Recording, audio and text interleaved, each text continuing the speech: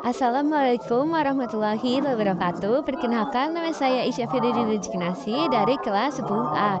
Di sini saya akan menjelaskan tentang kerjasama dan gotong royong dalam kehidupan bermasyarakat. Yang pertama, hakikat kerjasama dalam kehidupan bermasyarakat. Pengertian kerjasama. Dalam Kamus Besar Bahasa Indonesia, kerjasama berarti kegiatan atau usaha yang dilakukan oleh beberapa orang, lembaga, pemerintahan, dan sebagainya untuk mencapai tujuan bersama. Negara Indonesia berbentuk karena rakyat mau dan bersedia bekerja sama dan bersatu. Kesadaran ini didasarkan pada perasaan senasib dan sepenanggungan sebagai individu yang menderita akibat dijajah bangsa Eropa. Penderitaan inilah yang kemudian menimbulkan kerjasama dalam persatuan rakyat Indonesia di seluruh daerah dengan berbagai latar belakang budaya, ras, suku, dan agama untuk melawan dan mengusir penjajah dari tanah. Persatuan rakyat Indonesia ini didorong oleh keinginan mencapai kehidupan yang bebas dalam wadah negara yang merdeka dan berdaulat. Semangat perjuangan rakyat Indonesia untuk merebut dan mempertahankan kemerdekaan mendorong tiap warga negara untuk melakukan kerjasama di berbagai bidang kehidupan. Kerjasama juga penting dalam pembangunan nasional. Pembangunan nasional adalah rangkaian upaya pembangunan yang berkesinambungan yang meliputi seluruh aspek kehidupan bermasyarakat, bangsa, dan negara untuk melaksanakan tugas mewujudkan tujuan nasional sebagaimana dirumuskan dalam pembukaan Undang-Undang Dasar Negara Republik Indonesia tahun 1945. D. Pentingnya kerjasama dalam kehidupan bermasyarakat. Kemerdekaan Indonesia tercipta dari kerjasama seluruh bangsa dalam berbagai aspek kehidupan. Dalam pidato pada tanggal 1 Juni 1945, Soekarno mengatakan bahwa negara Indonesia yang didirikan harus untuk semua kalangan. Negara yang didirikan harus disemangati rasa gotong royong dan perjuangan bersama-sama untuk kepentingan bersama. Kerjasama memang penting dalam kehidupan bersama. Pentingnya kerjasama dalam kehidupan bermasyarakat antara lain terlihat pada hal-hal berikut. Yang pertama, kerjasama membuat pekerjaan akan terasa lebih ringan. Yang kedua, kerjasama dapat membuat pekerjaan cepat terselesaikan. Yang ketiga, kerjasama membuat tujuan dapat tercapai dengan efektif. Dan yang keempat, kerjasama dapat menyadarkan masyarakat untuk mendahulukan kepentingan umum. Yang kelima, sama dapat menumpuk tanggung jawab sosial. Dan keenam, kerjasama dapat meningkatkan rasa setia kawan. Yang ketujuh, kerjasama dapat menumpuk rasa kebersamaan. Yang ke-8, kerjasama dapat mempererat tali persaudaraan. Yang ke-9, kerjasama dapat menciptakan kerukunan. Dan yang terakhir, kerjasama dapat menumbuhkan rasa persatuan dan kesatuan. Hakikat gotong royong dalam kehidupan bermasyarakat. Pengertian gotong royong. Indonesia memiliki bentuk kerjasama yang khas, yaitu gotong royong. Gotong royong berasal dari kata gotong yang berarti pikul atau angkat dan kata royong yang berarti bersama-sama. Dengan demikian, gotong royong bermakna bekerja atau menyelesaikan tugas secara bersama-sama untuk mencapai hasil yang diinginkan. Dalam konsep gotong royong, pekerjaan dilakukan secara sukarela atau tanpa pamrih oleh seluruh warga sesuai dengan kemampuannya masing-masing. Gotong royong dapat dibedakan menjadi dua, yaitu gotong royong dalam arti tolong-menolong dan gotong royong dalam arti kerja bakti. Dalam praktiknya, gotong royong dalam arti tolong-menolong terjadi dalam pertanian, kegiatan rumah tangga, pesta, perayaan, dan bencana atau kematian. Biasanya untuk kepentingan perseorangan atau kelompok. Adapun gotong royong dalam arti kerja bakti umumnya dilakukan untuk berbagai kegiatan yang bersifat umum, biasanya untuk kepentingan bersama, misalnya membersihkan saluran air atau tempat ibadah. Istilah gotong royong di berbagai daerah di Indonesia. Gotong royong merupakan cerminan kerjasama antar warga negara yang sesuai dengan kultur dan kepribadian bangsa. Di berbagai daerah di Indonesia, Terdapat istilah yang bermakna gotong royong. Beberapa di antaranya dapat dilihat pada tabel berikut. Yang pertama daerah, istilah dan keterangan. Yang pertama Aceh. Alam tulung, tradisi tolong menolong baik dalam kegiatan sosial, acara keluarga, ekonomi maupun religi. Tradisi ini didasari ajaran leluhur dan ajaran Islam. Sumatera Utara, Siada Pari, Raron, atau Marsiurupan. Kegiatan bercocok tanam yang dilakukan dengan mengerjakan tanah dari setiap anggota kelompok secara bergiliran. Keanggotaan kelompok sifatnya sukarela dan masa berdirinya bergantung persetujuan peserta. Sumatera Barat, Hoya Tabiu, kerjasama masyarakat di acara ritual talabala untuk membawa dan mengayat tabiu pasca dan tabiu subarang menjelang matahari terbenam. Riau, Patobo, gotong royong ini biasanya dilakukan berkelompok untuk mengerjakan sawah atau ladang seseorang sehingga lebih mudah dan lebih cepat selesai. Kepulauan Riau, Bangajal, gotong royong dalam upacara adat pernikahan, contohnya dalam hal yang mengambil kayu untuk membangun bangsal, rumah penetapan dan masak, peminjaman barang pecah belah dan mengupas kelapa. Keenam Jambi, pelarian gotong royong dalam bertani. Tiap anggota kelompok akan memperoleh bantuan tenaga kerja selama 1 hari dan anggota lainnya secara bergiliran. Bangka Belitung, Nanggung biasanya ditemui pada hari-hari besar seperti 1 Muharram, Maulid Nabi, dan Idul Fitri.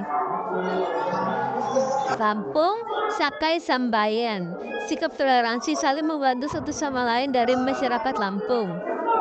Jawa Barat, Sabilulungan merupakan tradisi gotong royong, misalnya membantu pembangunan rumah salah satu anggota masyarakat tanpa memungut bayaran. Yogyakarta, gugur gunung, proyek sosial yang dilakukan bersama-sama untuk menyelesaikan pekerjaan berat tanpa mengharapkan imbalan. Jawa Timur, Song Lampung, istilah untuk banyak yang melakukan suatu pekerjaan di lingkungan masyarakat Madura. Bali, Ngayah, pekerjaan sukarela untuk kebaikan bersama, misalnya kerja bakti untuk berbagai ritual keagamaan atau adat kemasyarakatan. Nusa Tenggara Timur, Pawonda, kerjasama yang melibatkan sekelompok orang, misalnya untuk membangun sebuah rumah. Kalimantan Selatan, Nyempolo, kerjasama menebas belanta semak belukar dengan tujuan membersihkan area perladangan dari tumbuhan. Kalimantan Timur, Paleo, kerjasama membersihkan sawah sebelum ditanami dan menanami padi. Sulawesi Utara, Mapalus, kerjasama saling menolong secara aktif dan mencapai tujuan bersama, misalnya membuat rumah, berkebun, dan bertani. Sulawesi Selatan, Amosi, kerjasama memberi penetapan dan pusat pada pertengahan perahu yang dilanjutkan dengan menarik perahu tersebut ke laut. Gorontalo, Hileia, tolong menolong apabila ada kedudukan para tetangga datang bawa isi dapur dan memasak di rumah orang yang berluka. Maluku, Masyahi, aktivitas bersama saling menolong dengan pengerahan tenaga, misalnya dalam perkawinan, kematian, menggali sumur dan membuat satu rumah. Dan yang terakhir, Papua Barat, Ilem Foi Kenambai Umbai, pekerjaan dengan semangat gotong royong satu butuh ceria berkarya menuju kejayaan. Sana bekerjasama menghasilkan karya seni untuk Festival Danau Sentani. Faktor pendorong dan penghambatan gotong royong. Ada beberapa faktor pendorong dan penghambatan gotong royong. Faktor-faktor pendorong gotong royong antara lain sebagai berikut. Yang pertama, agar dapat bertahan hidup, manusia perlu menjaga hubungan baik dengan sesamanya. Yang kedua, dalam diri manusia ada kesadaran untuk saling membantu dan mengutamakan kepentingan bersama. Yang ketiga, manusia memiliki kecenderungan berkelompok.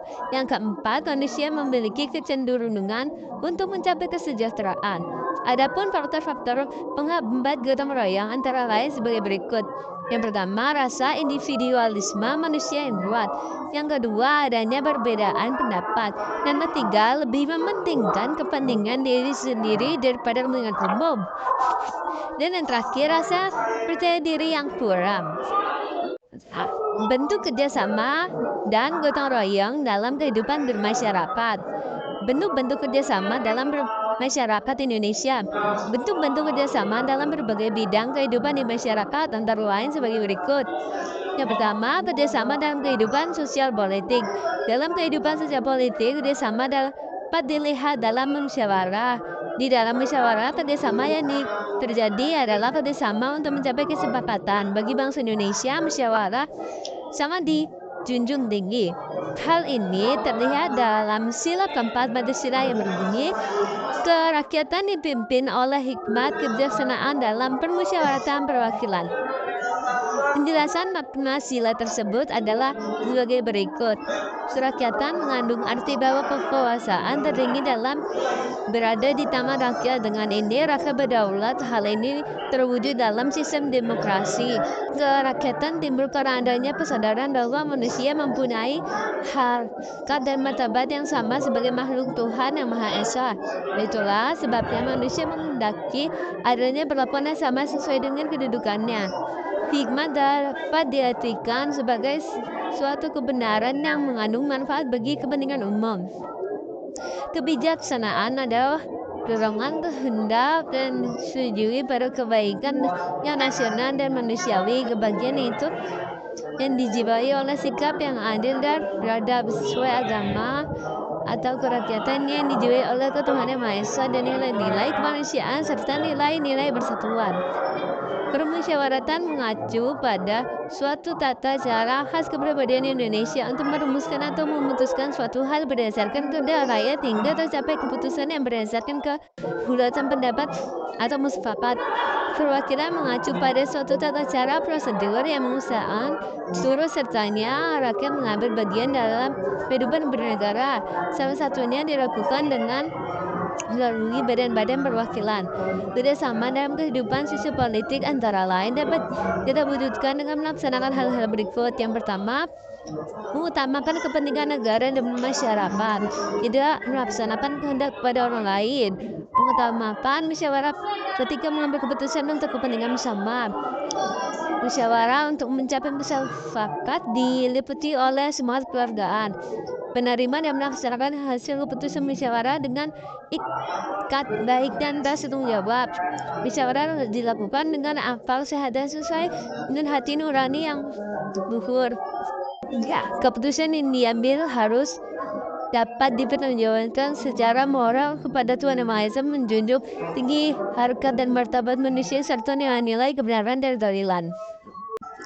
Kerjasama dalam kehidupan ekonomi. Kerjasama tidak hanya harus diterapkan dalam kehidupan sosial politik, kerjasama juga harus diterapkan dalam kehidupan ekonomi. Kerjasama dalam bidang ekonomi merupakan salah satu bentuk pengalaman sila kelima Pancasila yang berbunyi keadilan sosial bagi seluruh rakyat Indonesia. Salah satu bentuk pengalaman sila ini adalah mengembangkan perbuatan-perbuatan yang leluhur, mencerminkan sikap dan suasana kekeluargaan dan kegotong royongan. Kerjasama dalam bidang ekonomi sesuai dengan pasal 33 ayat 1 Undang-Undang Dasar NRI tahun 1945 yang berbunyi, perekonomian disusun sebagai usaha bersama berdasarkan atas keluhuran. Usaha bersama mengacu pada wujud paham mutualisme, yakni suatu kehendak untuk senantiasa mengutamakan semangat kerjasama dalam kegotong royongan. Asas kekeluargaan menunjukkan adanya tanggung jawab bersama untuk menjamin kepentingan bersama, kemajuan bersama, dan kemakmuran bersama. Ia mengutamakan kerukunan dan solidaritas. Wujud usaha bersama berdasar asas kekeluargaan dan pembangunan perekonomian Indonesia yang sesuai pasal 33 UUD NRI tahun 1945 adalah koperasi. Muhammad Hatta mengatakan koperasi adalah usaha bersama untuk memperbaiki nasib penghidupan ekonomi berdasarkan tolong-menolong. Semoga tolong-menolong tersebut didorong oleh keinginan memberi jasa kepada kawan berdasarkan seorang buat sebuah dan semua buat seseorang. Menurut UU RI No 25 tahun 1992 tentang koperasi baik berbagai gerakan ekonomi rakyat maupun sebagai badan usaha berperan serta untuk mewujudkan masyarakat yang maju, adil dan makmur berdasarkan Pancasila dan UUD NRI tahun 1945 dalam Fakta Perekonomian Nasional yang disusun sebagai usaha bersama berdasarkan asas kekeluargaan dan demokrasi ekonomi, kemakmuran seluruh rakyat Indonesia yang merantau dan berkeadilan merupakan tujuan pembangunan nasional negara Kesatuan Republik Indonesia. Untuk mencapai tujuan ini perlu dana besar yang bersumber utama dari penerimaan pajak.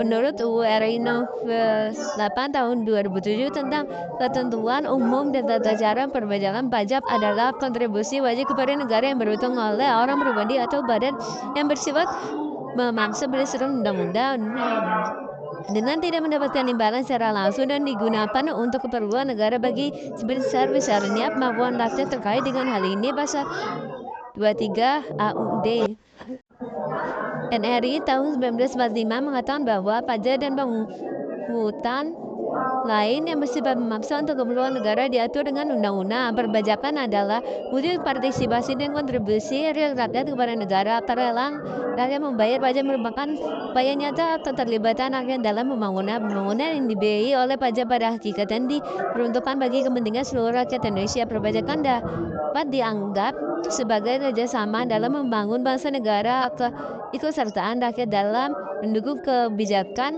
pemerintah yang berorientasi pada kepentingan rakyat ini menjadi wujud nilai kerakyatan. Kerjasama dalam kehidupan ekonomi antara lain dapat kita wujudkan dengan melaksanakan hal-hal berikut.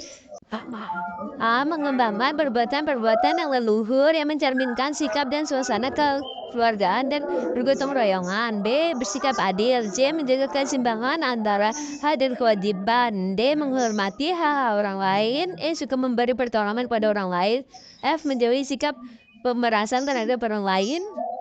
G. Tidak bersifat boros. A. Tidak bergaya hidup mewah. I. Tidak melakukan perbuatan yang merugikan kepentingan umum. C. Suka bekerja keras. K. Menghargai hasil karya orang lain. Yang terakhir, L. Bersama-sama mewujudkan kemajuan yang merata dan berkeadilan sosial. Kerjasama dalam bidang kehidupan, pertahanan, dan keamanan negara. Menurut UU RI No. 3 Tahun 2002 tentang pertahanan negara adalah segala usaha untuk mempertahankan kedaulatan negara, keutuhan wilayah negara Kesatuan Republik Indonesia, dan keselamatan segenap bangsa dari ancaman dan gangguan terhadap keutuhan bangsa dan negara. Sistem pertahanan negara adalah sistem pertahanan yang bersifat semesta yang melibatkan seluruh warga negara, wilayah, dan sumber daya nasional lainnya, serta dipersiapkan secara dini oleh pemerintah dan diselenggarakan secara total, terpadu, terarah, dan berlanjut untuk menegakkan kedaulatan negara, keutuhan wilayah, dan keselamatan segenap bangsa dari segala ancaman. Keikutsertaan seluruh warga negara dalam bidang pertahanan dan keamanan diatur dalam Pasal 30 UUD NRI tahun 1945 yang bunyinya sebagai berikut. Pasal 30 nomor 1, tiap-tiap warga negara berhak dan wajib ikut serta dalam usaha mempertahankan dan keamanan negara. 2. Usaha pertahanan dan keamanan negara dilaksanakan melalui sistem pertahanan dan keamanan rakyat semesta oleh Tentara Nasional Indonesia dan Kepolisian Negara Republik Indonesia sebagai kekuatan utama dan rakyat sebagai kekuatan pendukung. 3. Tentara Nasional Indonesia terdiri atas Angkatan Darat, Angkatan Laut, dan Angkatan Udara sebagai alat negara bertugas mempertahankan, melindungi, dan memelihara keutuhan dan kedaulatan negara. 4. Kepolisian Negara Republik Indonesia sebagai alat negara yang menjaga keamanan dan ketertiban masyarakat, bertugas melindungi, mengayomi, melayani masyarakat, serta menegakkan hukum. 5. Susunan dan kedudukan Tentara Nasional Indonesia, Kepolisian Negara Republik Indonesia, hubungan dan kewarganegaraan Tentara Nasional Indonesia dan Kepolisian Negara Republik Indonesia di dalam menjalankan tugasnya. Syarat-syarat Keikutsertaan warga negara dalam usaha mempertahankan dan keamanan diatur dengan undang-undang. Keikutsertaan warga negara dalam usaha mempertahankan dan keamanan dapat diwujudkan dalam upaya bela negara. Pasal 27 ayat 3 UUD NRI tahun 1945 mengatakan bahwa setiap warga negara berhak dan wajib ikut serta dalam upaya pembelaan negara. Sebagaimana disebut dalam penjelasan atas URI No. 3 tahun 2002 tentang pertahanan negara. Upaya bela negara adalah sikap dan perilaku warga negara yang dijiwai oleh kecintaannya kepada negara kesatuan Republik Indonesia yang berdasarkan Pancasila dan UUD NRI tahun 1945 dalam menjamin kelangsungan hidup bangsa dan negara. Upaya bela negara selain sebagai kewajiban dasar manusia juga merupakan kehormatan bagi setiap warga negara yang dilaksanakan dengan penuh kesadaran, tanggung jawab, dan rela berkorban dalam pengabdian kepada negara dan bangsa. Keikutsertaan warga negara dalam upaya bela negara sebagai disebutkan dalam pasal 9 ayat 2 UU RI No. 3 tahun 2002 tentang pertahanan negara diselenggarakan melalui hal-hal berikut. A. Pendidikan kewarganegaraan. B. Pelatihan dasar kemiliteran secara wajib. C. Pengabdian sebagai prajurit Tentara Nasional Indonesia secara sukarela atau secara wajib. D. Pengabdian sesuai dengan profesi.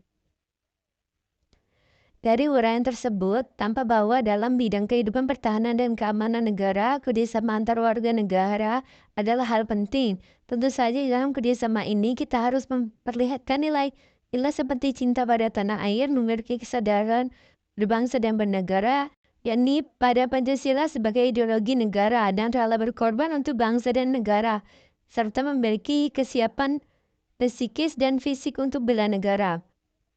4. Kerjasama aturamat beragama.